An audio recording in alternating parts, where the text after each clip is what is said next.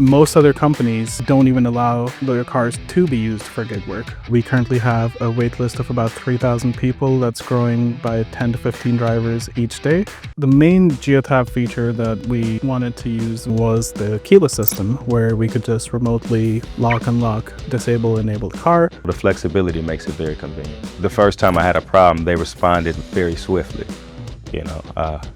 I know, no pun intended. In the past, we've lost at least $5,000 worth of keys, and every time you lose a key, you'd have to make a new one, which would cost about $250. That's not an issue anymore. We've also been able to prevent theft by immobilizing the car, locking the car. When we get engine codes, the fleet managers are able to see those engine codes, and preventative maintenance, that helps us give the customer a great experience. With Geotab's roadside assistance, we're able to save upwards of $90,000 every year in towing fees. Our fleet utilization pre-Geotab was hovering around 70%. Ever since we integrated with Geotab, that's gone up to 95%.